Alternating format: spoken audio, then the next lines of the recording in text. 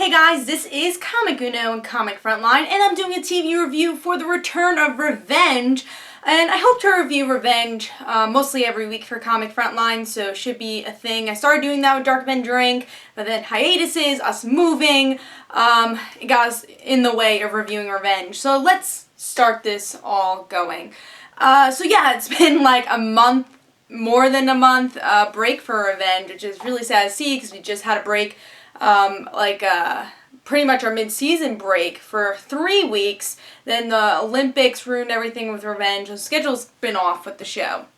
So in this episode, we get to see a lot of characters actually do stuff. There's some reveals that I will say I roll my eyes to.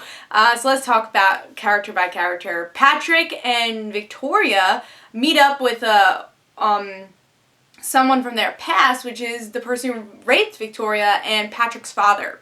So they actually kill the father in the end of the episode, not on purpose, it was an accident, but Victoria was not going to bring him to the hospital, so now they have that little dirty little secret that they killed somebody. Patrick's actually upset about this because he's never killed anybody. He's a good person. Victoria is very happy that this monster in her life is dead.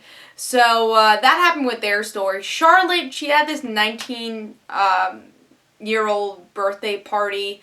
It was whatever. It's just to have a Charlotte story. And then Daniel's using her to get closer to their father because she wants an internship with the magazine. Daniel got fired with that.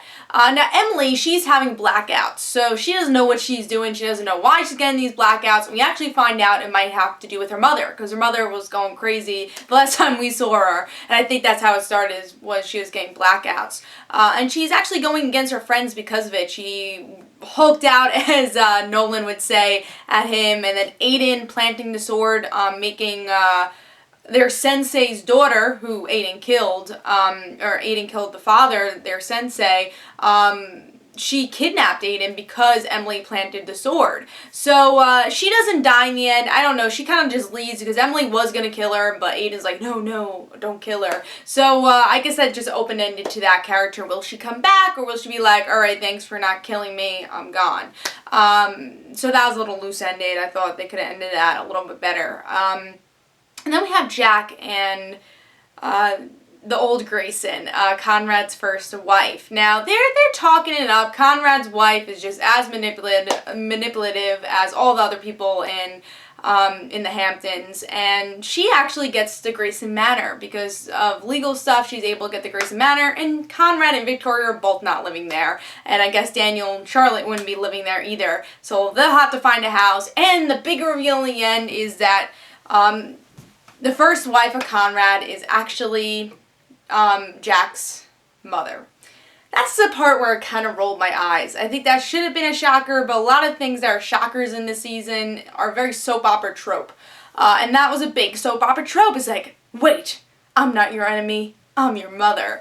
Yeah, I mean, it kind of came out of left field. She's a character that was just introduced. I don't think it was needed, honestly. It didn't make me feel interested in it. I feel like they're trying to go back to when Victoria was lovers with Daniel and we found out Charlotte was the sister of Emily, like a reveal like that. But honestly, this reveal, yeah, we got connections to the Graysons, but she's not that connected to the Graysons. She was the first wife of Conrad. So I didn't feel like that was such a pull. I don't think they should have done that, honestly. So I didn't like it. We'll see where the story goes, but that was a roll my eye moment at that part. Another roll my eye moment was probably Charlotte, honestly. Charlotte's just like, yeah, I'll team up with you, Danny. Let's go. She doesn't really have a mind of her own, and that's really the writer's fault.